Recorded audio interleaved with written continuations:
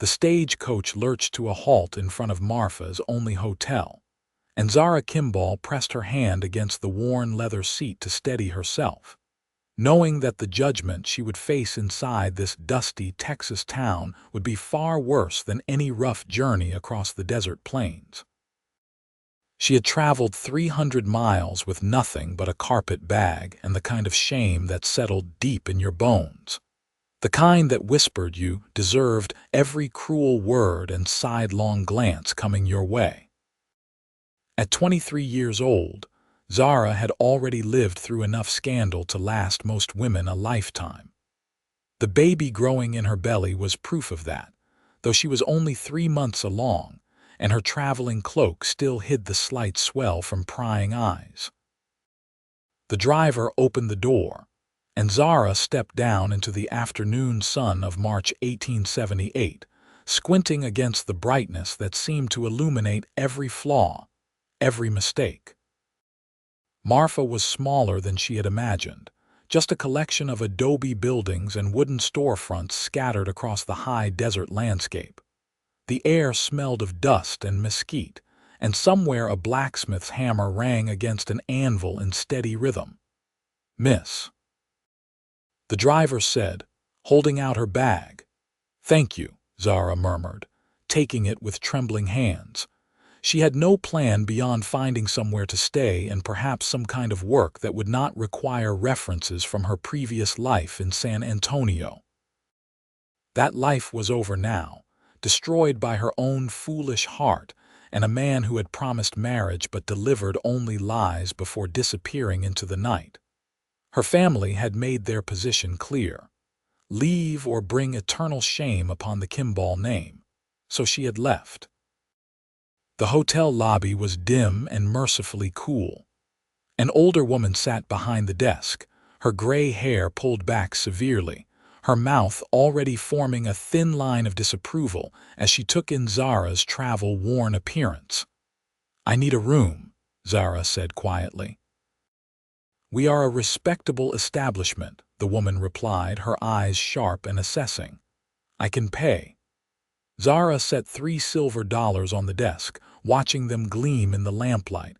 It was nearly all she had. The woman's expression did not soften, but she pushed a ledger across the desk. "Name?" "Zara Kimball, from San Antonio." "Married?" The question hung in the air like gun smoke. Zara felt her cheeks burn.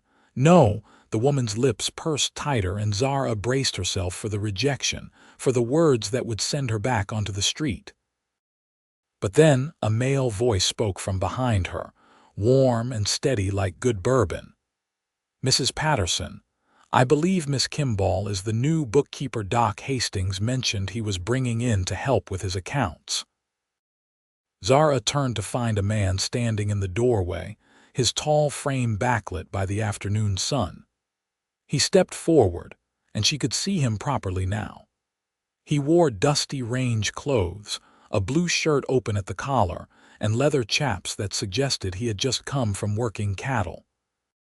His face was tanned and handsome in a rugged way, with dark eyes that held something like kindness, and brown hair that curled slightly beneath his hat. He looked to be perhaps 27 or 28. "I was not aware Doc Hastings needed help with his books," Mrs. Patterson said suspiciously. The man smiled, and it transformed his entire face. "He mentioned it just yesterday at the general store. Said his records were in such a state he could barely tell his receivables from his payables. I am surprised he did not tell you himself." It was a lie, a bold-faced lie told with such easy confidence that even Zara almost believed it. The stranger's eyes met hers for just a moment, and she saw a question there. Would she play along? She had nothing left to lose. "Yes," Zara said, turning back to Mrs. Patterson. "Dr. Hastings sent for me. He knew my father in San Antonio and was kind enough to offer me employment when I needed a fresh start." Mrs. Patterson looked between them, clearly unconvinced but unable to directly contradict a story told with such conviction. Finally, she sighed and wrote something in her ledger. Room 4. Upstairs, second door on the left. Breakfast is at 7, not a minute later. Thank you, Zara said, gathering the key. She made it to the stairs before her legs started shaking in earnest. The stranger followed her up, carrying her bag despite her weak protest. At her door, she fumbled with the key until he gently took it from her fingers and unlocked it himself. Thank you for that, Zara whispered. I do not understand why you helped me, but thank you. He set her bag inside the small room. I am Harrison Anders. I run a cattle ranch about 5 miles north of town, and I helped because you looked like someone who needed help and did not deserve another door slammed in your face. Tears sprang to Zara's eyes before she could stop them.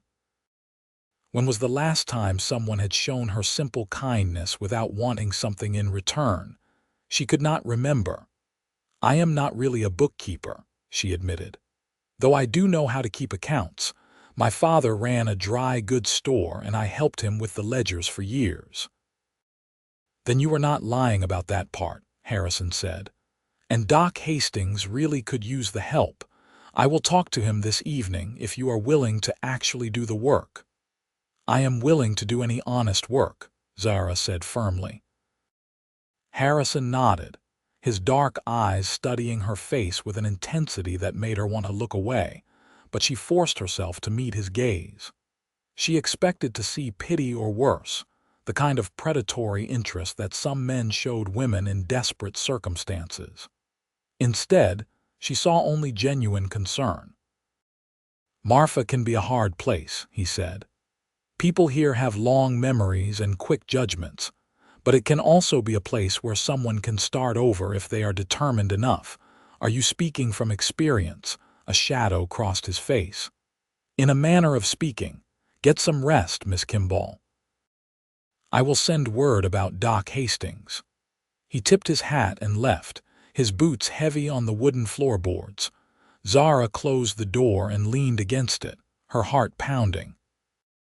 She moved to the small window that overlooked Marfa's main street and watched Harrison Anders walk toward the general store, his stride confident and purposeful. Who was he, really? And why had he risked his own reputation to help a stranger? 3 days later, Zara sat at a small desk in Doc Hastings's cluttered office, sorting through 2 years' worth of disorganized receipts and patient records.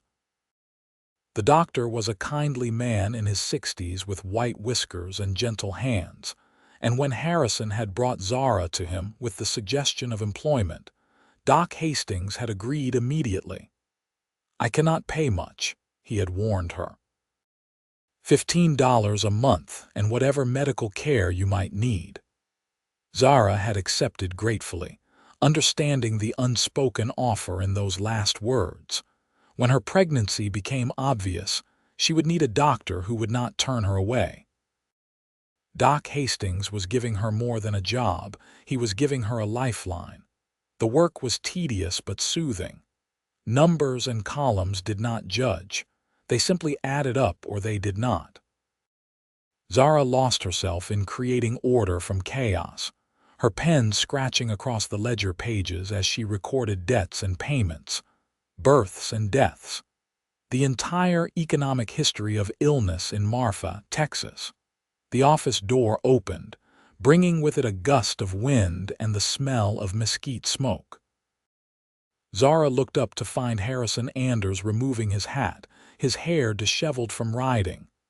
Miss Kimball, he said, nodding politely. Is Doc in? He is out on a call. Mrs. Rodriguez is having her baby. Her 6th, Harrison said with a slight smile.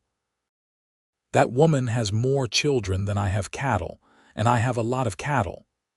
Zara found herself smiling back, the expression feeling strange on her face after so many weeks of grief. Is there something I can help you with? Harrison shifted his weight, suddenly looking uncomfortable. Actually, I came to see you. I wanted to make sure you were settling in all right. That is kind of you. Zara set down her pen. I am doing well thanks to you. If there is ever anything I can do to repay your kindness. There is, actually. Harrison turned his hat in his hands, a nervous gesture that seemed at odds with his confident bearing. I am not good with words and such, but I need to write some letters to buyers in Kansas City about a cattle drive I am planning for next year. I was wondering if you might help me compose them. Properly, I mean. I can pay you, of course. It was clearly an excuse to see her again, and they both knew it. A cattle rancher successful enough to own land and plan interstate drives knew how to write a business letter. But Zara appreciated the fiction, the way it preserved her dignity. I would be happy to help, she said. When would you like to work on them? Are you free this evening? I could bring the information by around 6 if that suits you. I board at Mrs. Chen's house on Oak Street now, Zara said. She had moved out of the hotel after her first week, finding cheaper accommodation with a Chinese widow who asked no questions and charged reasonable rent. We could work at the kitchen table if Mrs. Chen does not mind. I know Mrs. Chen. She will not mind. Harrison was true to his word, appearing at Mrs. Chen's door promptly at 6 with a leather folder full of papers and an eager expression that made Zara's heart do unexpected things in her chest. They sat at the worn kitchen table while Mrs. Chen cooked dinner, filling the small house with the aroma of ginger and soy sauce. The letters did actually need writing, as it turned out. Harrison's handwriting was rough but legible, his spelling creative at best. Zara found herself genuinely engaged in the work, asking questions about his operation, the number of cattle, the routes he planned to take, the markets he hoped to access. You really know your business, she said after an hour, impressed by his knowledge and the scale of his ambitions. Cattle is all I have ever known, Harrison said. My father was a rancher in Tennessee before the war. Afterward, everything was gone. We came to Texas with nothing but a wagon and determination. He died 5 years ago, but by then we had built the ranch back up from nothing. I am sorry about your father. He was a good man, hard but fair. Harrison met her eyes across the table. He taught me that everyone deserves a second chance. He got one himself when he came here, and he never forgot it. Zara understood what he was really saying, the message beneath the words. Harrison, you do not have to keep making excuses to see me. If you want to call on me properly, you can just ask. She had surprised him. She could see it in the way his eyebrows rose. Then he laughed, a warm, genuine sound that filled the small kitchen. You are direct, I like that. I learned the hard way that pretty lies cause more pain than hard truths. The laughter faded from his face, replaced by something more serious. Zara, I do want to call on you. I have wanted to since I first saw you in that hotel lobby looking like you were bracing yourself for a blow. But I need you to understand something first. I know you are in some kind of trouble. I do not know what it is, and I am not asking you to tell me until you are ready. But I need you to know that whatever it is, it does not change the fact that I would like to get to know you better. Zara's throat tightened. You do not know what you are saying. When you find out, then I will find out when you are ready to tell me. Harrison reached across the table and covered her hand with his, the touch gentle and warm. Everyone has a past, Zara. What matters is who you choose to be going forward. She wanted to believe him. God, how she wanted to believe that someone could know the worst of her and still see something worth valuing. But experience had taught her bitter lessons about the difference between what men said and what they meant. I should be honest with you now, Zara said, pulling her hand back. It is not fair otherwise. Not tonight, Harrison said firmly. Tonight, let us just be two people having dinner and talking. The past can wait. Mrs. Chen chose that moment to appear with steaming bowls of noodles and vegetables, setting them down with a knowing smile. You eat now, talk later. Food gets cold. They ate, and they did talk, but not about anything heavy or painful. Harrison told her about his ranch, about the 3 cowboys who worked for him full-time, about the ornery longhorn bull who had once chased him up a tree and left him stranded for 2 hours. Zara told him about her childhood in San Antonio, about her mother who had died when she was 12, about the books she loved to read when she could get her hands on them. It was the most normal evening Zara had experienced in months, and when Harrison finally left near 9 o'clock, she stood on Mrs. Chen's porch and watched him ride away on his big bay horse, her heart full of something dangerously close to hope. Over the following weeks, Harrison called on her regularly. He brought her books borrowed from the small collection at the church, knowing she loved to read. He took her on carefully respectable outings, always with Mrs. Chen or Doc Hastings as chaperones, to the church social and the spring fair that Marfa held to celebrate the end of the cold season. People talked, of course. Zara heard the whispers, saw the speculative looks from the town's matrons. Harrison Anders was a catch, a successful rancher with good prospects, and here he was courting some mysterious woman from San Antonio with no family and a haunted look in her eyes. It did not sit right with them, but Harrison seemed oblivious to the gossip, or perhaps he simply did not care. He was unfailingly kind, unfailingly respectful, and slowly, carefully, Zara felt herself beginning to heal. The constant anxiety that had plagued her since leaving San Antonio began to ease. She slept better. She smiled more. She even began to believe that perhaps her life was not entirely ruined. Her pregnancy progressed, though she hid it well with carefully chosen dresses and her work apron. She was 4 months along now, and soon hiding would become impossible. The thought filled her with dread, but she pushed it aside, living in the moment as Harrison had taught her, taking each day as it came. One evening in late April, Harrison took her for a drive in his wagon to see the bluebonnets that carpeted the hills north of town. The wildflowers stretched in every direction, a sea of blue and purple that took Zara's breath away. "I wanted you to see this," Harrison said, helping her down from the wagon. "It only happens once a year, and every time I think it is the most beautiful thing in Texas." They walked through the flowers, Zara's skirts brushing the delicate petals, sending up the sweet scent of spring. Harrison was quiet, which was unusual for him, and Zara sensed something weighing on his mind. "What is it?" she asked, stopping to look at him. He took off his hat, ran a hand through his hair, a gesture she had learned meant he was nervous.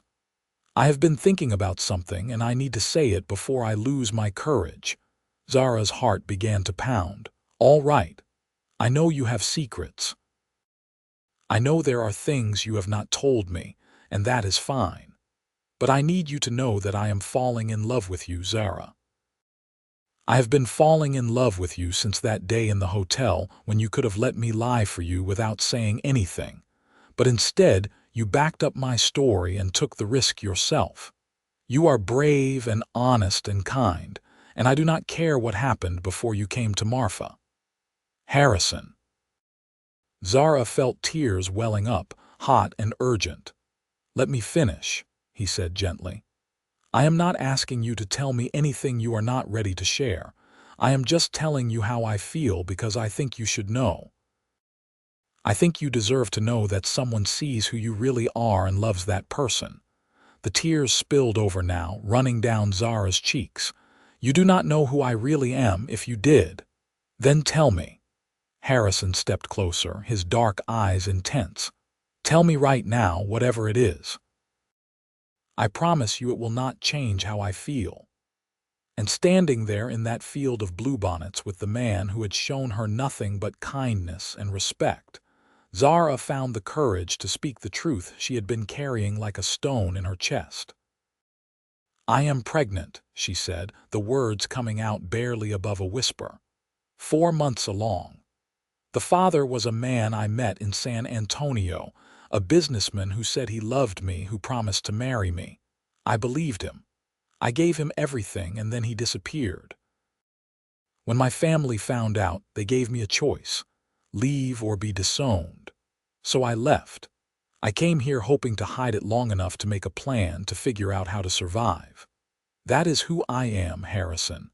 I am a fallen woman carrying a bastard child, and I will understand if you never want to see me again. She forced herself to look at him, to see the moment when his expression changed from love to disgust or pity. But Harrison's face showed neither. Instead, he looked thoughtful, processing what she had told him. Finally, he spoke. "Are you in love with this man still?" The question surprised her. "No, I do not think I ever really was. I was in love with the idea of being chosen, of being wanted, but the real him, no." "Do you want him to come back?" "God, no." Harrison nodded slowly. "Then the only question that matters is what you want for your future. What do you want, Zara?" No one had asked her that. Not once in all this nightmare had anyone asked what she wanted. Zara felt something crack open in her chest, some long sealed door. "I want a life," she said. "A real life, not just survival. I want my child to grow up with love and stability. I want to stop being afraid all the time. I want to feel worthy again." "You are worthy," Harrison said firmly. "You have always been worthy. What happened to you does not change that. How can you say that?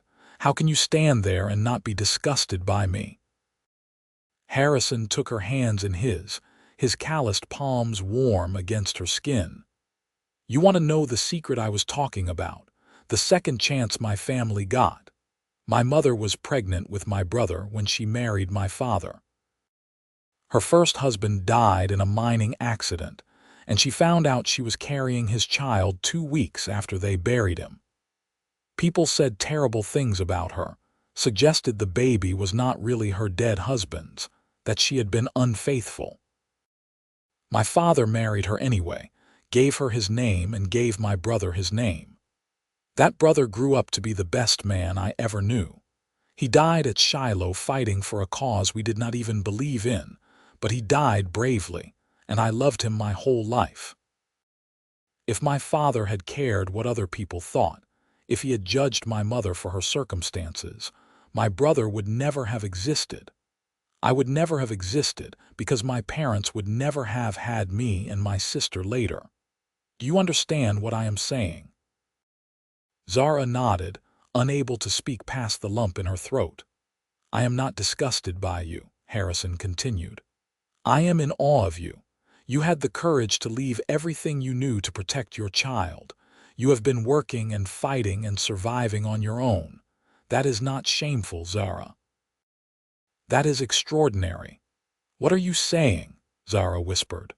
"I am saying that I love you and I want to marry you and I want to raise your child as my own. I am saying that you do not have to do this alone anymore."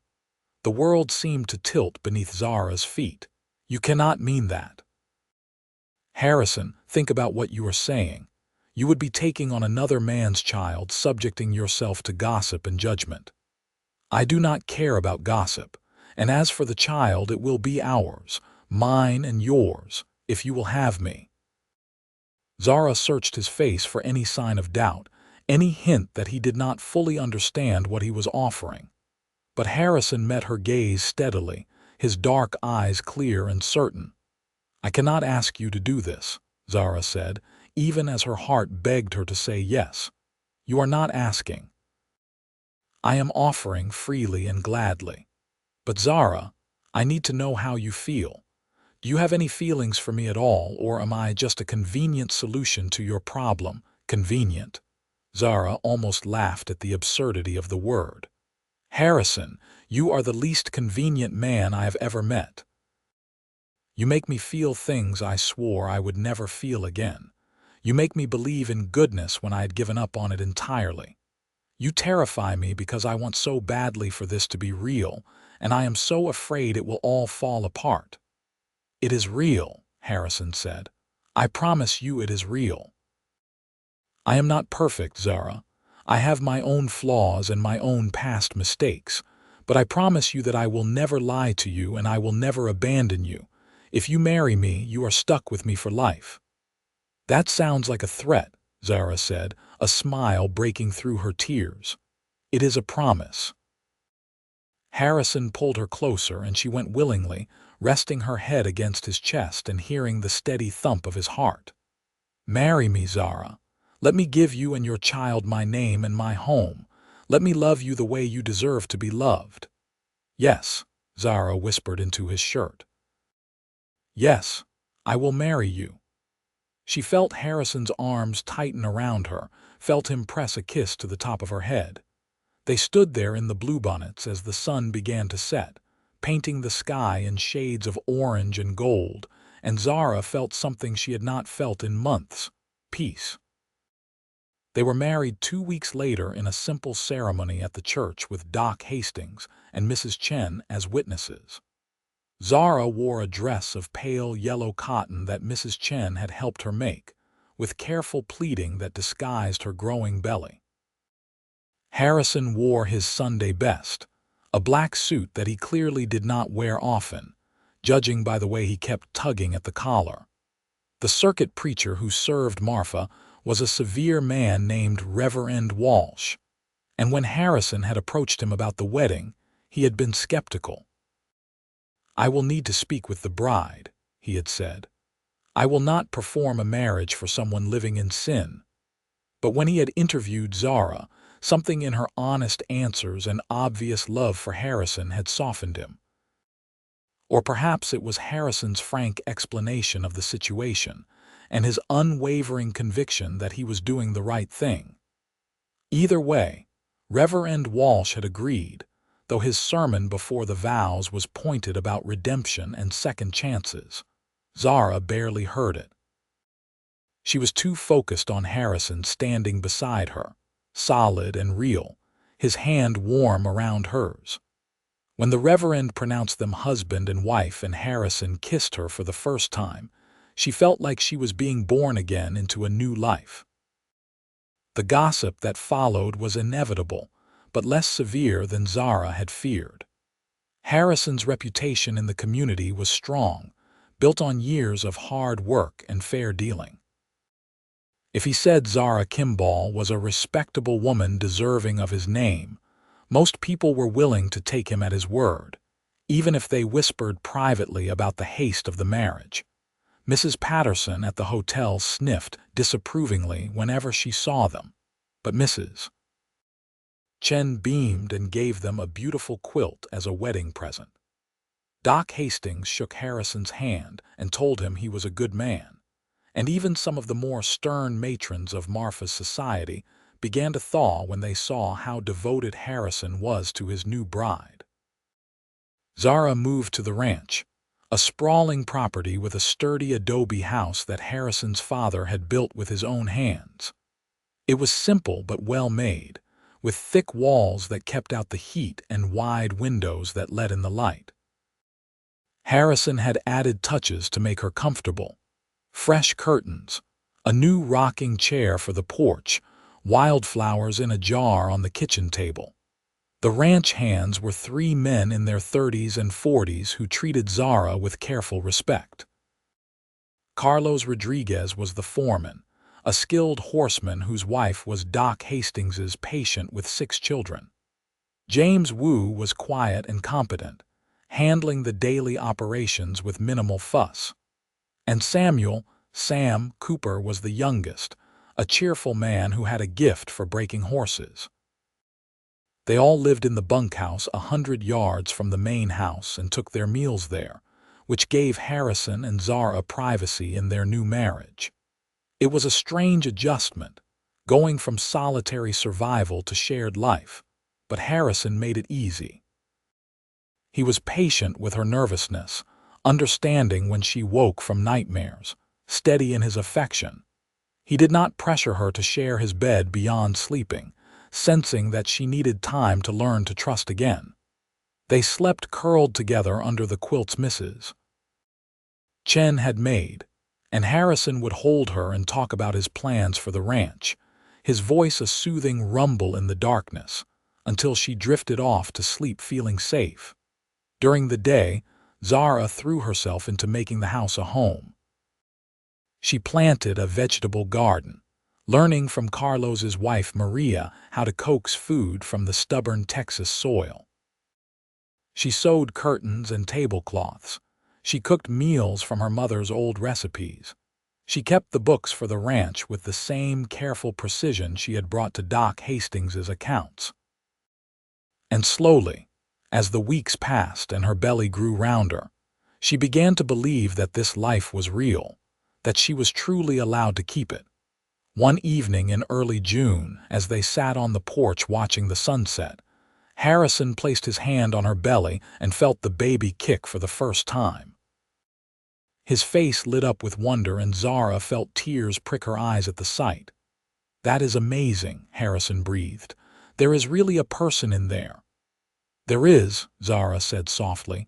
"Are you frightened?" "Terrified," Harrison admitted, "but also excited. I am going to be a father." The simple certainty in those words, the complete acceptance, made Zara love him even more. "You are going to be a wonderful father." "I hope so. I want to do right by this child, Zara. I want them to grow up knowing they are loved and wanted." "They will. I promise you they will." Harrison leaned over and kissed her, gentle and sweet, and then his kisses grew deeper, more urgent. Zara found herself responding, her body awakening to desire she had thought was dead. When Harrison pulled back, his eyes questioning, she took his hand and led him inside to their bedroom. That night, they came together as husband and wife in truth, and it was nothing like Zara's previous experience. Harrison was patient and tender, concerned with her pleasure, moving slowly and carefully.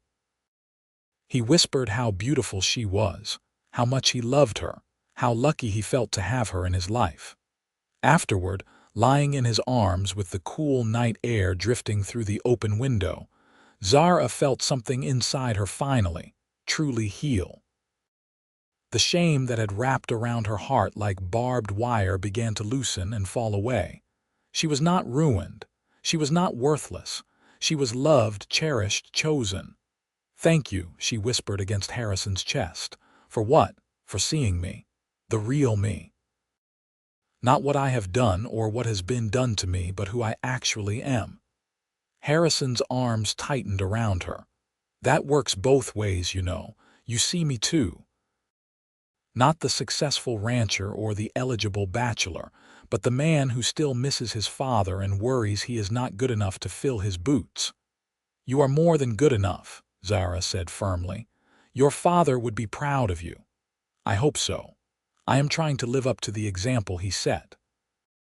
They drifted to sleep wrapped around each other, and for the first time in longer than she could remember, Zara slept through the entire night without nightmares. The summer months passed in a haze of heat and work and growing love. Zara's pregnancy became obvious to everyone, but with Harrison's wedding ring on her finger and his unwavering support, no one dared say anything unkind. The ranch thrived under Harrison's careful management. The cattle grew fat on summer grass, and plans for the cattle drive to Kansas City in the fall took shape. In late July, Zara was hanging laundry on the line behind the house when she felt the first warning pain low in her back. She was nearly 8 months along now, moving slowly and carefully, and at first she dismissed it as the normal aches of late pregnancy. But then another pain came, sharper this time, wrapping around her middle like a belt. "Harrison," she called, trying to keep the panic from her voice. He appeared from the barn within seconds, took one look at her face and swung into action. "Carlos, saddle a horse and ride for Doc Hastings, fast as you can." The next hours were a blur of pain and fear. Doc Hastings arrived and set up in the bedroom, his calm presence a steadying force. Harrison held Zara's hand and wiped her forehead with a cool cloth, never leaving her side even when Doc Hastings suggested he might be more comfortable waiting elsewhere. "I am staying," Harrison said firmly. "She should not have to do this alone." And so he stayed, witnessing all the raw, unglamorous reality of childbirth, never flinching, never looking away. He murmured encouragement when Zara was convinced she could not go on, held her steady when she bore down, wept when the baby finally emerged into the world with a lusty cry. "It is a boy," Doc Hastings announced, placing the squalling infant on Zara's chest. "A healthy baby boy." Zara looked down at her son, at his red face and dark hair and waving fists, and felt a love so fierce it nearly stopped her heart. Harrison leaned over them both, his face wet with tears, and placed a gentle finger in the baby's tiny hand. The infant gripped it instinctively, and Harrison made a sound somewhere between a laugh and a sob. "Hello, son," he whispered. "Welcome to the world." Zara looked up at her husband, at this man who had chosen to love them both, and knew with absolute certainty that she had found her home.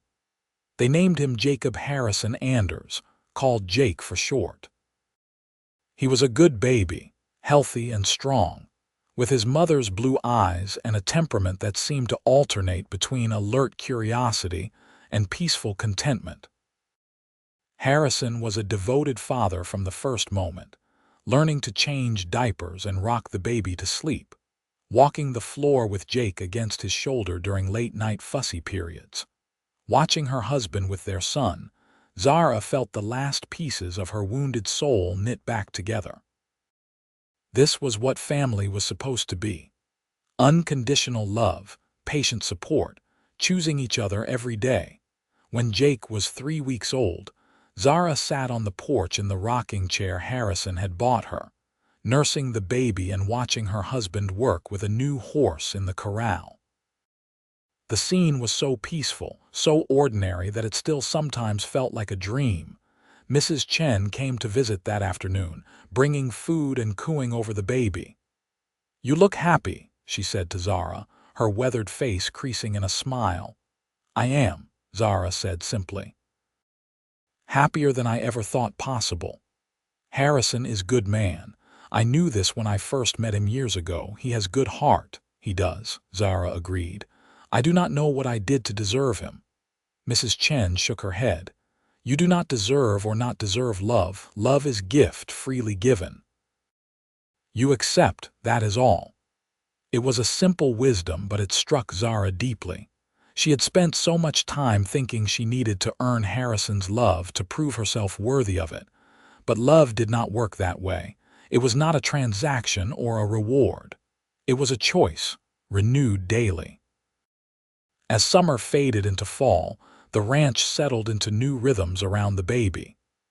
Jake grew rapidly, his newborn scrunch giving way to a more defined face, his eyes tracking movement, his mouth forming the beginning of smiles. Harrison could spend hours playing with him, making silly faces and singing off key lullabies that made Zara laugh. The cattle drive to Kansas City was postponed until the following year, Harrison unwilling to leave his new family for the months such a venture would require. Instead, he focused on building up the herd and improving the ranch infrastructure, projects that kept him close to home. When Jake was 3 months old, Zara finally wrote to her family in San Antonio. It was a difficult letter to compose, and she went through several drafts before settling on the simple truth. She told them about Harrison, about Jake, about the life she had built in Marfa. She did not ask for forgiveness or understanding. She simply told them she was happy and hoped they were well. The response came 6 weeks later, a brief note from her younger sister Elizabeth. Their father had read Zara's letter without comment and set it aside. Their stepmother had made disapproving noises. But Elizabeth wrote in confidence that she was glad Zara had found happiness, that she missed her, and that she hoped one day their father might soften enough to allow some form of reconciliation. It was not the warm reunion Zara might have hoped for, but it was something. A door not entirely closed. She tucked the letter away in her writing desk and focused on the family she had now, the one that chose her every day. Winter came to West Texas with cold winds and occasional dustings of snow that rarely stuck. The ranch settled into quieter rhythms. The cattle moved to sheltered pastures. The work focused on maintenance and planning for the spring. Harrison taught Zara to shoot, both a pistol and a rifle, insisting that she needed to be able to protect herself and Jake when he was out working the far ranges. She proved to be a good shot, steady-handed and patient. Harrison was proud of her, showing her off to Carlos and the other hands, bragging about how she had outshot him on target practice. Zara rolled her eyes at his exaggeration but secretly pleased at his pride in her. Christmas came, their first as a family. They celebrated simply, with a small pine tree that Harrison cut from the hills, decorated with paper chains and dried oranges. Zara made a special dinner, and they exchanged modest gifts. Harrison gave her a beautiful leather-bound journal for her writing, having noticed how she sometimes scribbled down her thoughts on scraps of paper. She gave him a new hat that she had secretly ordered from a catalog, and a set of rattles she had made for Jake from dried gourds and pebbles. It was a quiet celebration, but it felt sacred somehow. This little family gathered together in the warm house while snow fell softly outside. On Christmas night, after Jake was asleep in his cradle, Harrison and Zara sat by the fire and Harrison surprised her by pulling out a small box. "I have one more gift," he said, looking almost nervous. Inside was a delicate gold locket on a chain. Harrison opened it to show two small spaces for photographs. "I thought you might want to put a picture of Jake in one side," he said, "and maybe, if you wanted, a picture of us on the other, so you could carry your family close to your heart." Zara felt tears well up, the good kind this time. "It is beautiful, Harrison, thank you." He fastened it around her neck and she touched it gently, feeling the weight of it, the promise it represented. "I love you," she said. "I do not say it enough, but I do. I love you so much it frightens me sometimes." "Why does it frighten you?" "Because I am afraid of losing this, of losing you." Harrison pulled her close, tucking her against his side. "You are not going to lose me. I am not going anywhere, Zara. This is forever, you and me. Promise me." "I promise. For better or worse, through whatever comes, I am yours and you are mine." She kissed him then, pouring all her love and gratitude and hope into it. And later, when they made love in front of the dying fire, it felt like a renewal of their vows, a promise remade. Spring of 1879 arrived with wildflowers and new calves and Jake's first real smiles. He was 6 months old now, a chubby, happy baby who lit up whenever Harrison entered the room. The bond between father and son was so natural and strong that sometimes Zara forgot Harrison was not Jake's biological father. It simply did not matter. In every way that counted, they were father and son. The ranch was thriving. The herd had increased substantially, and Harrison began seriously planning the cattle drive to Kansas City for the following year. He hired 2 additional hands to help with the increased workload, young men who were learning the business and eager to prove themselves. Zara had her hands full with Jake and the household, but she continued to keep the ranch books and had even started helping some of the other local ranchers with their accounting. Word had spread about her skill with numbers, and she found herself with several clients, earning her own money for the first time since leaving San Antonio. Harrison was proud of her work, never threatened by her success or suggesting she should focus solely on domestic duties. "You have a gift," he told her. "It would be a waste not to use it." In May, Doc Hastings approached them with an unusual request. He was getting older and had been thinking about finding an apprentice, someone to eventually take over his practice. He had noticed Zara's quick mind and steady hands when helping during Jake's birth. "Have you ever considered studying medicine?" he asked her one afternoon when she brought Jake in for a checkup. Zara laughed. I am a bookkeeper and a mother. I know nothing about medicine. But you could learn. You are smart and calm in a crisis. I could teach you if you were interested. Nothing formal, of course. Women cannot attend medical school. But I could train you in practical medicine, enough that you could help me with patients and perhaps one day serve this community in your own right. It was a radical suggestion. Female doctors were rare and often viewed with suspicion. But the idea took root in Zara's mind. She had always been drawn to helping people, and the work Doc Hastings did seemed meaningful in a way that bookkeeping, as useful as it was, did not quite match. She discussed it with Harrison that evening while they watched Jake crawl around the parlor floor, getting into everything. What do you think? She asked. Is it foolish to even consider? I think you would be brilliant at it, Harrison said without hesitation. And this territory needs more medical care. Doc Hastings cannot cover everywhere himself. If you could help with that, it would be a real service. But what about Jake, and any other children we might have? They had not yet discussed expanding their family, though the question hung in the air between them sometimes. We will figure it out, Harrison said. Mrs. Chen would probably love to help with childcare, and I can adjust my schedule when needed. Zara, I do not want you to give up opportunities because you think you have to choose between being a mother and being anything else. You can be both. His unwavering support still amazed her sometimes. You really would not mind having a wife who studies medicine. I would be proud to have a wife who studies medicine, Harrison corrected. Just like I am proud of your bookkeeping work, and proud of how you have made this house a home and proud of what a good mother you are to Jake. You contain multitudes, Zara Anders. I love all of them. So Zara began studying with Doc Hastings, learning anatomy and pharmacology, how to set bones and stitch wounds, how to recognize symptoms and diagnose illnesses. It was challenging work that stretched her mind in new ways, but she loved it.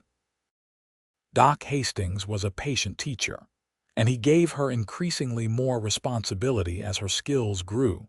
By summer's end, she was assisting him regularly on house calls, gaining practical experience, and earning the tentative trust of some of Marfa's residents. A few still disapproved of a woman practicing medicine, but most people were pragmatic. If you were sick and Zara Anders could help you, you accepted her help. Jake celebrated his first birthday in August with a small party attended by the ranch hands and several friends from town. He smashed enthusiastically into the cake Zara had made, getting frosting everywhere, and everyone laughed at his delighted expression. Harrison picked him up, sticky and happy, and declared him the best son a man could ask for. That night, after the guests had left and Jake was bathed and asleep, Zara and Harrison sat on the porch in comfortable silence. Can you believe it has been over a year since we got married? Zara asked. Best year of my life, Harrison said simply. Mine too. Zara leaned against his shoulder.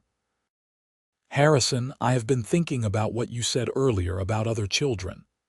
Yes, I think I would like that. I think I would like Jake to have siblings, and I think I am ready now if you are. Harrison turned to look at her, his dark eyes searching her face. You are sure? There is no rush, I am sure. I want to build a family with you, Harrison. A big, loving, messy family. He kissed her then, sweet and promising, and later that night they made love with the intention of creating new life, and it felt like the most natural thing in the world. Zara became pregnant again in early fall, and this time there was no fear or shame, only joy and anticipation. She continued her medical studies with Doc Hastings, who assured her that pregnancy was not an illness, and she was perfectly capable of working as long as she felt well. The second pregnancy was easier than the first, perhaps because Zara was not carrying the weight of shame and uncertainty. She felt healthy and strong, her body knowing what to do this time.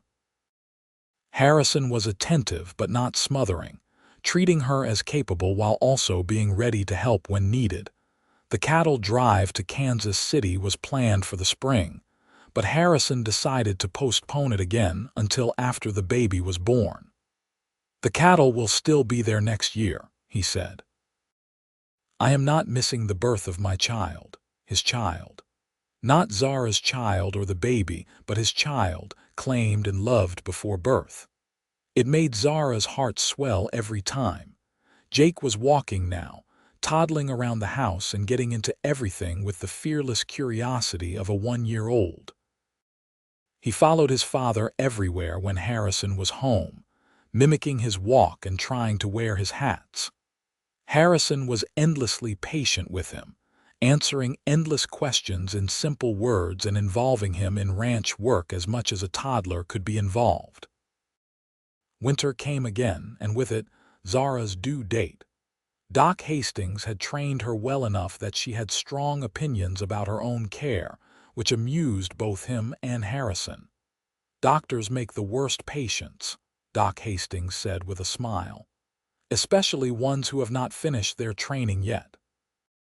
The baby, another boy they named Matthew, called Matt, arrived on a cold February night in 1880. The birth was faster than Jake's, and Zara marveled at how different each child was from the start. Where Jake had been loud and active, Matt was calm and observant, studying the world with serious eyes.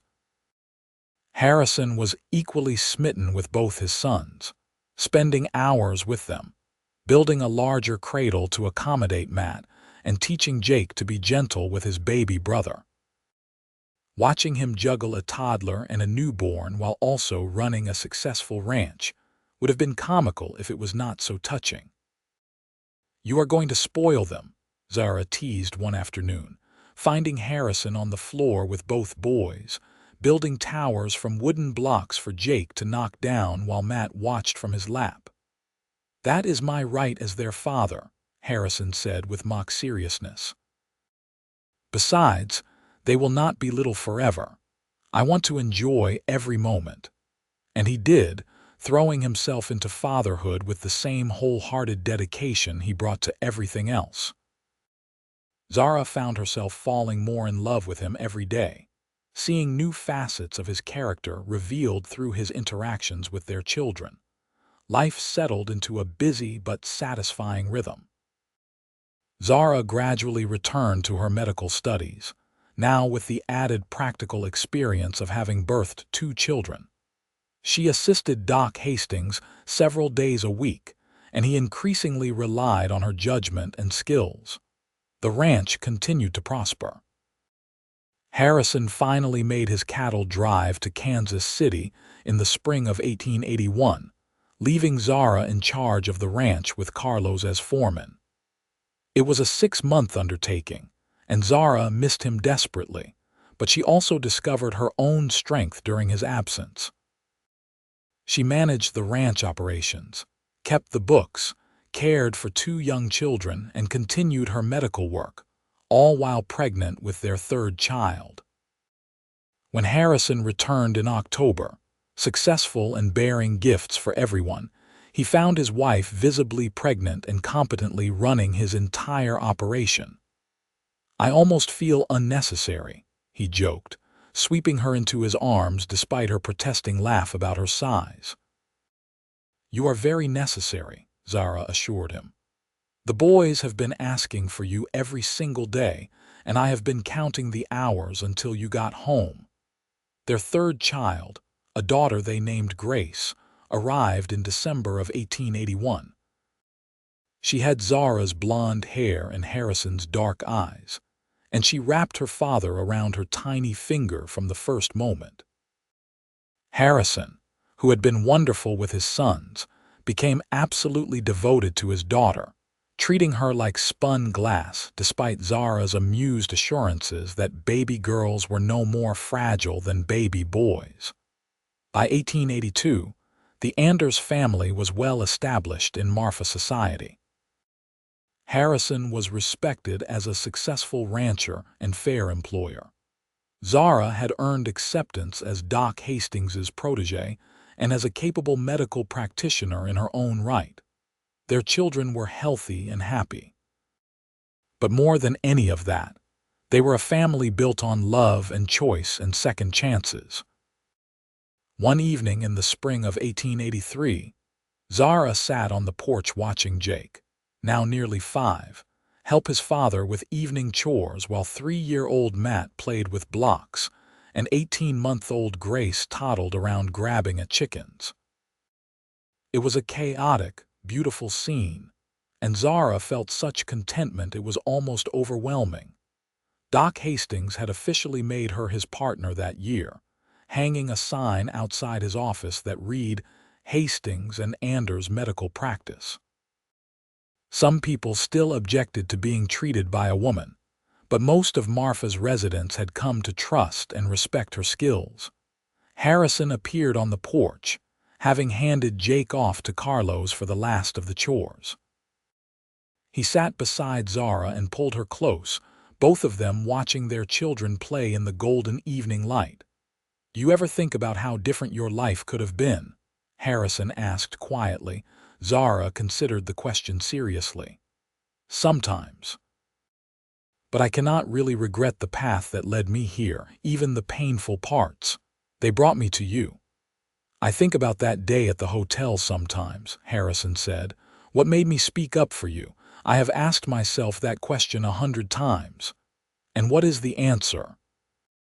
I think I recognized something in you, a kind of desperate courage. You were braced for another blow but still standing, still moving forward. That takes strength, and I have always admired strength. I did not feel very strong then, but you were, you are." Harrison turned to look at her, his dark eyes soft with love. "You are the strongest person I know, Zara Anders. You survived betrayal and rejection and rebuilt your entire life. You learned new skills, you made a new home, you trusted again even when you had every reason not to. That is extraordinary." Zara felt tears prick her eyes. "I could not have done any of it without you. You gave me the safety to heal, the space to grow." "We gave that to each other," Harrison corrected. "You healed me too, you know. I was lonely before you came, even if I did not realize it. I was just going through the motions, working the ranch because it was what I knew how to do. You gave me purpose beyond just survival. You gave me a family." They sat in comfortable silence for a while, watching their children. Jake was helping Carlos close up the barn now, so serious in his task. Matt had built an elaborate block tower and was explaining its architectural features to Grace, who was trying to eat one of the blocks. It was perfectly ordinary and perfectly beautiful. "You think you might want more children?" Harrison asked, a teasing note in his voice. Zara laughed. "Are 3 not enough for you? I love our children. I would happily have a dozen more if you wanted them."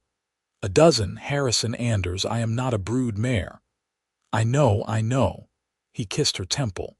"I am just saying, whatever you want for our family, I am with you." "I think 3 is good for now," Zara said.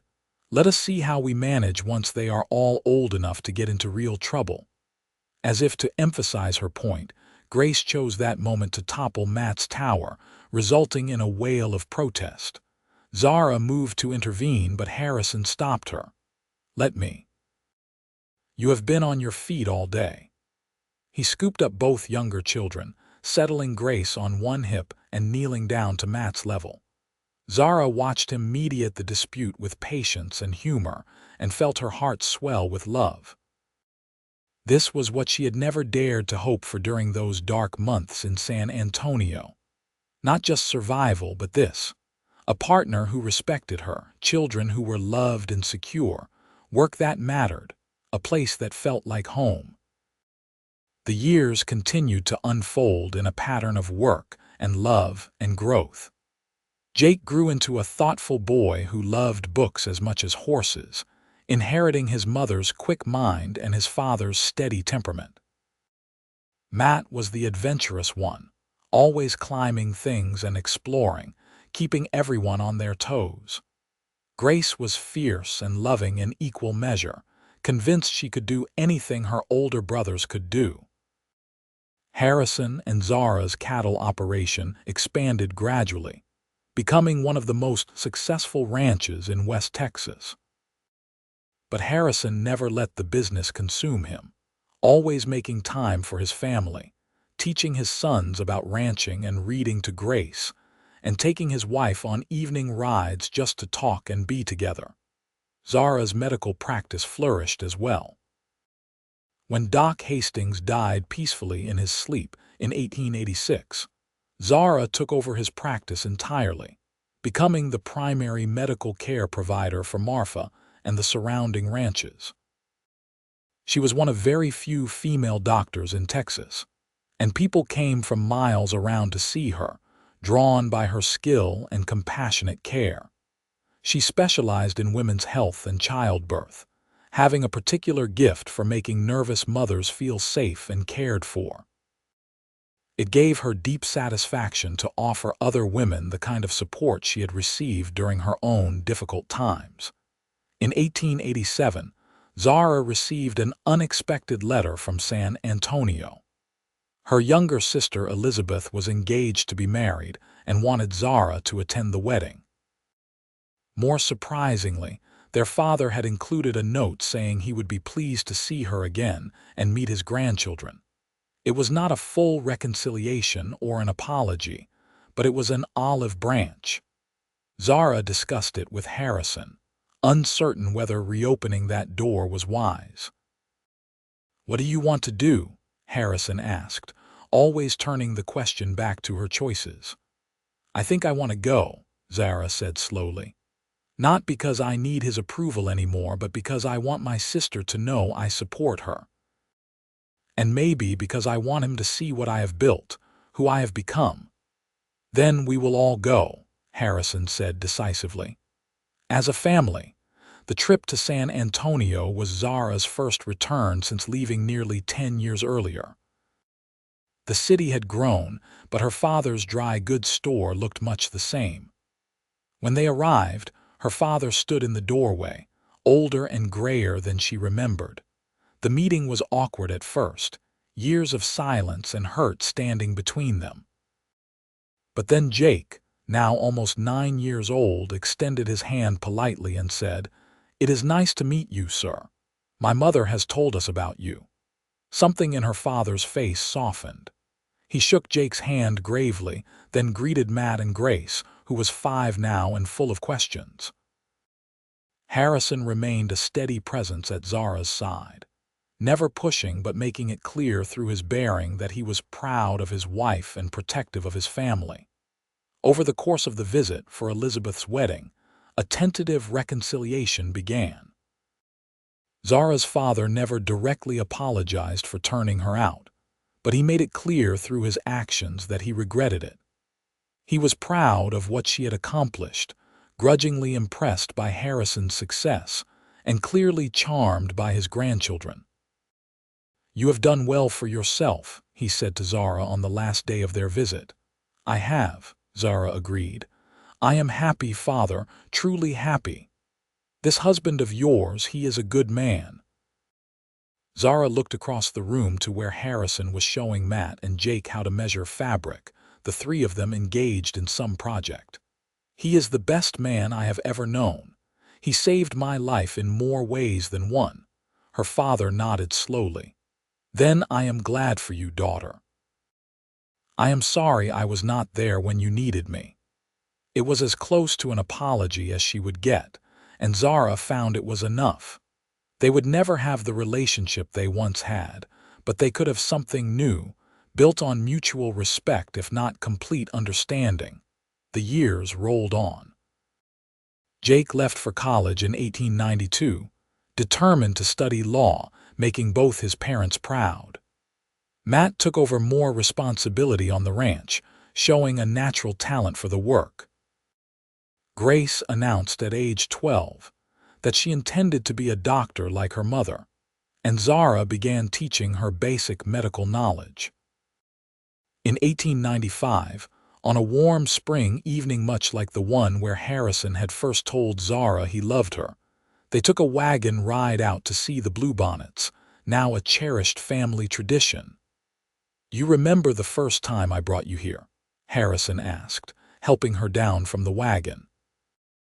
They were both older now, Harrison's hair streaked with gray, Zara's face lined with laugh lines and sun exposure. "I remember everything about that day," Zara said. "I told you I was pregnant and waited for you to leave me. And I asked you to marry me instead. Best decision I ever made was saying yes." They walked through the flowers hand in hand, the late afternoon sun painting everything gold. Behind them, Grace was already picking bluebonnets to press in her medical journal, a miniature version of her mother's scientific curiosity. "I have been thinking," Harrison said. "We have been married 17 years now." 18 this June, Zara corrected. 18 years, and in all that time I have never regretted a single moment, not one. Not even when Matt broke his arm trying to ride that wild colt. Or when Grace somehow got stuck in the well, Harrison laughed. "Well, those were stressful moments, I will grant you, but I would not trade them. They are part of our story. Our very full, very chaotic story. The best kind." Harrison stopped walking and turned to face her, taking both her hands in his. "I want you to know something, Zara. When I saw you in that hotel lobby all those years ago, I thought I was just helping someone who needed help. I had no idea I was meeting the person who would make my life complete." "Harrison, let me finish. You arrived expecting judgment, but what you gave me was so much more than I gave you. You gave me a family, a purpose, a partnership. You made me a better man. And I want to spend whatever years we have left making sure you know how loved you are, how valued, how essential to my happiness." Zara felt tears on her cheeks, the good kind that came from overwhelming gratitude. "I do know. You show me every day. Not with grand gestures, but with 1,000 small kindnesses. The way you bring me coffee when I am working late. The way you handle the children so I can have time to study. The way you still look at me like I am the most beautiful woman in the world, even though I am definitely not." "You are to me," Harrison said firmly. "You always will be." They kissed there in the bluebonnets, the same flowers that had witnessed so many important moments in their life together. Grace made a disgusted noise from nearby, and they broke apart laughing. "You two are impossibly romantic," Grace complained, though she was smiling. "It is embarrassing." "Just you wait," Harrison told her. "Someday you will meet someone who makes you understand." "I am going to be too busy being a doctor to worry about romance," Grace declared. Zara and Harrison exchanged knowing looks but said nothing. Their daughter was fierce and independent and brilliant, and whatever path she chose, she would choose it on her own terms. That evening, back at the ranch, they received a telegram that Jake had passed the bar exam. He was officially a lawyer now, practicing in Austin, making his own way in the world. The news called for celebration, and they gathered around the dinner table, the family that had started with one broken woman and one compassionate cowboy and had grown into something beautiful and strong. As Zara looked around the table at her husband and her children, at the life they had built together from nothing but hope and determination, she felt the final piece of healing click into place. She was not the wounded woman who had arrived in Marfa expecting judgment. She was Dr. Zara Anders, wife, mother, healer, beloved and valuable and whole. Later that night, lying in bed with Harrison's arm around her, she whispered into the darkness, "Thank you." "For what?" Harrison murmured, half asleep. "For seeing me, for choosing me, for loving me until I could love myself again." Harrison pulled her closer. "Always. In this life and whatever comes after, I choose you. Always." And in that moment, surrounded by the life they had built together, Zara understood that acceptance had not just healed her wounded soul. It had given her the foundation to become more than she had ever imagined possible. The story could end there, with that perfect moment of understanding. But life continued to unfold, as it always does, in a series of joys and challenges that the Anders family met together. In 1898, Jake married a brilliant young woman named Sarah who shared his passion for justice. Harrison and Zara traveled to Austin for the wedding, proud beyond measure to see their eldest son so happy. Matt, now 19, had taken over most of the day-to-day ranch operations, and he was courting Maria Rodriguez's daughter Elena, a sweet girl who had grown up on the neighboring ranch. Grace, at 16, was already assisting Zara with complex medical cases, showing a natural talent that surpassed even her mother's. She had decided to fight for admission to a proper medical school, despite the barriers facing women in the profession. Harrison had promised to fund her education wherever she could gain admission, confident that his daughter's determination would overcome any obstacle. The new century arrived with hope and celebration. On New Year's Eve of 1900, the Anders family gathered at the ranch along with their extended family of ranch hands, neighbors, and friends who had become like family over the years. As midnight approached, Harrison raised a glass of whiskey. "To the future," he said, "and to the family that has made my life worth living." "To second chances," Zara added, her own glass raised, "and to the courage to take them." They all drank, and as the clock struck midnight, Harrison pulled Zara into a kiss that was witnessed by their children and greeted with good-natured cheering.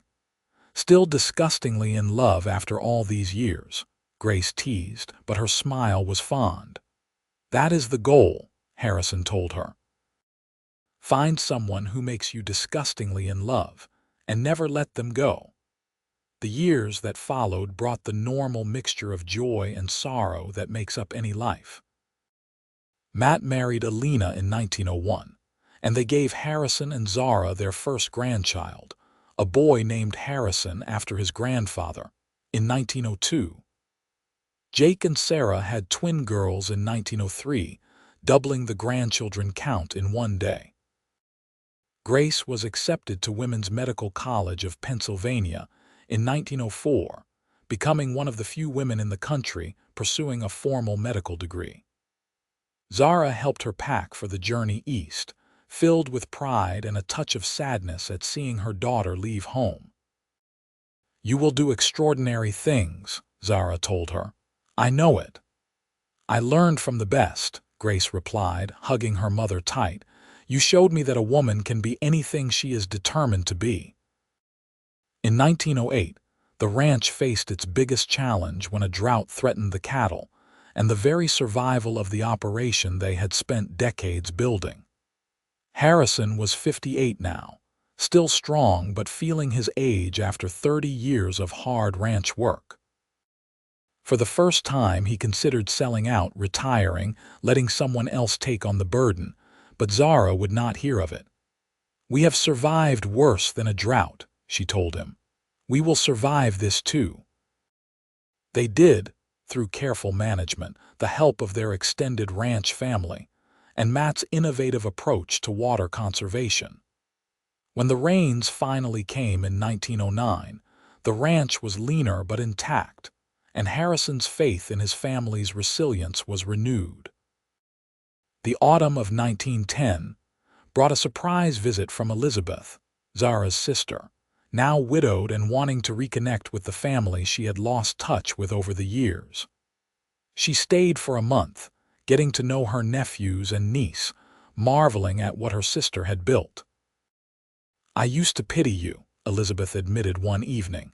"When you left San Antonio in disgrace, I thought your life was ruined." "And now?" Zara asked. "Now I envy you.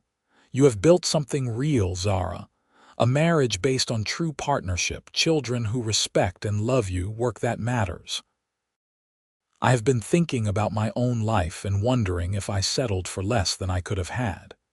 It is never too late, Zara said gently. I started over at 23 with nothing but a carpet bag and a lot of fear. You can start over too if that is what you want. Elizabeth stayed in Marfa, finding a position teaching at the local school and slowly building a new life for herself. It gave Zara joy to see her sister blossom, to watch her discover her own strength. By 1912, Harrison and Zara had been married for 31 years. Their hair was gray, their bodies marked by age and hard work, but their love had only deepened with time. They had 5 grandchildren now, with more on the way, and the ranch was being successfully run by the next generation. One evening, they sat on the porch as they had done thousands of times before, watching the sunset paint the Texas sky in shades of gold and rose.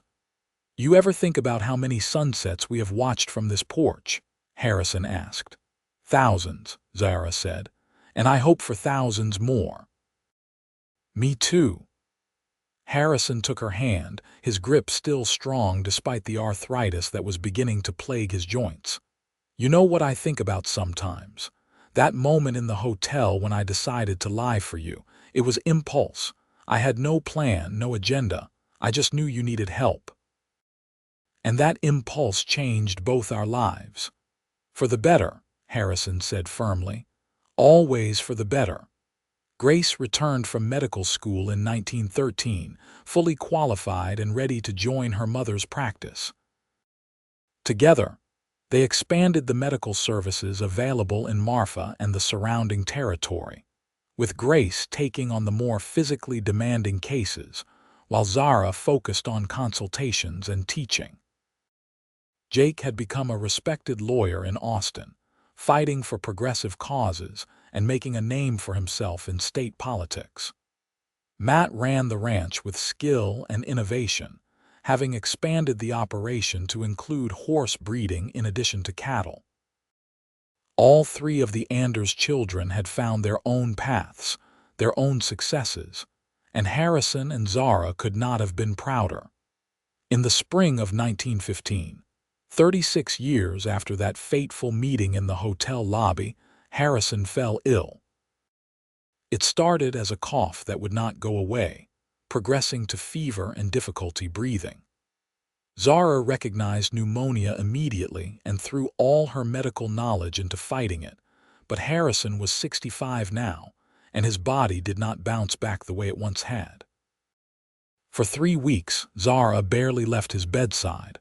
Grace helped with his care, using all the latest medical techniques they had learned.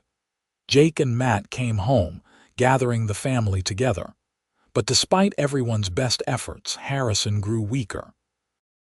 On a quiet morning in April, with bluebonnets blooming across the hills and early sunlight streaming through the window, Harrison opened his eyes and looked at Zara sitting beside the bed.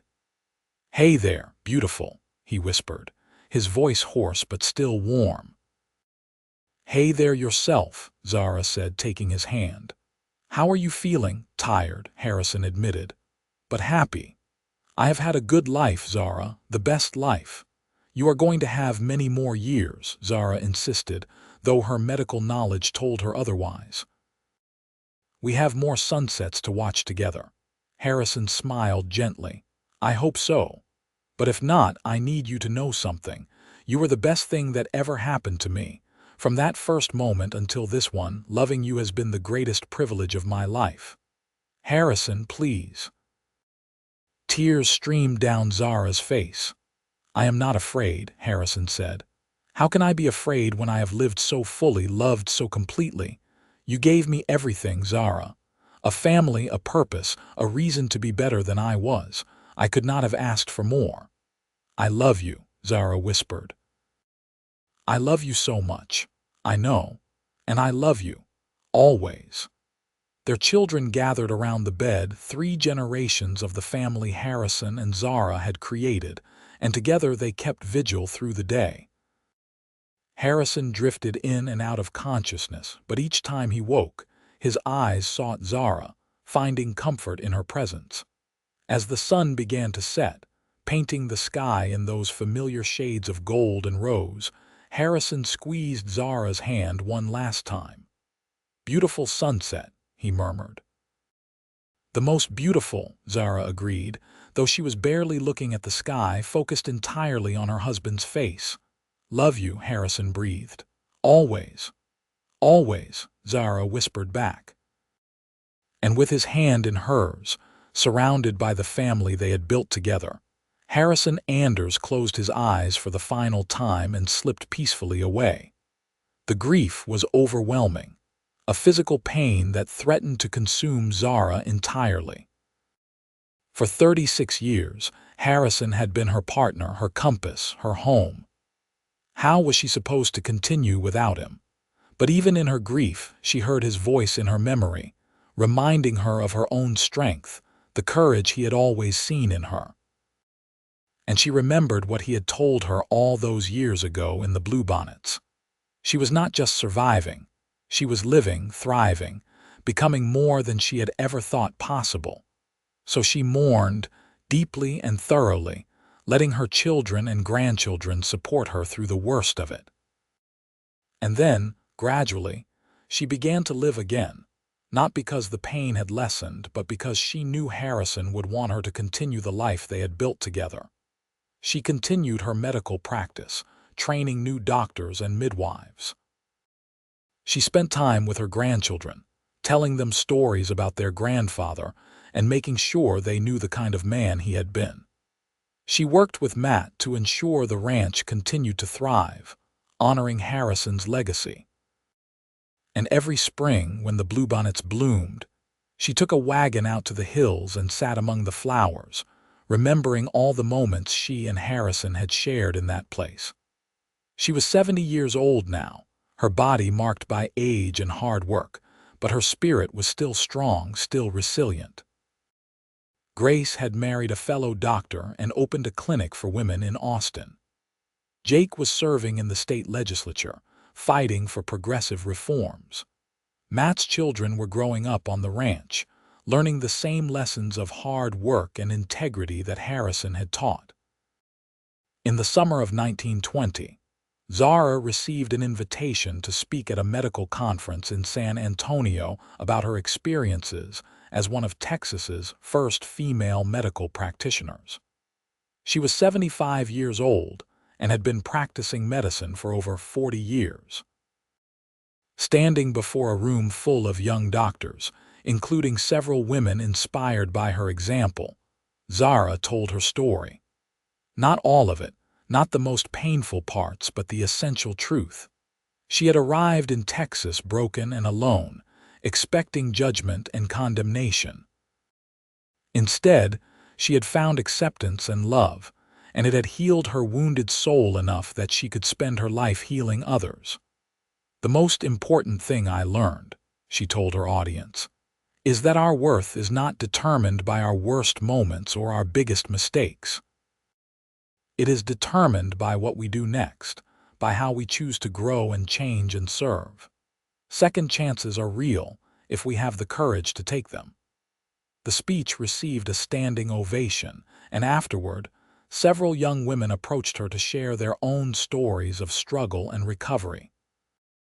Zara listened to each one, offering what encouragement and advice she could, seeing reflections of her younger self in their faces.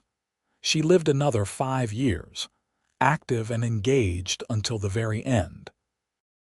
She died peacefully in her sleep in the spring of 1925, in the house Harrison had built, surrounded by children and grandchildren who loved her.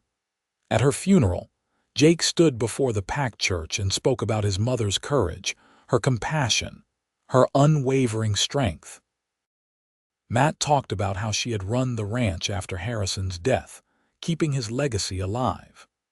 Grace spoke of her mother's groundbreaking medical work and the countless lives she had saved and improved.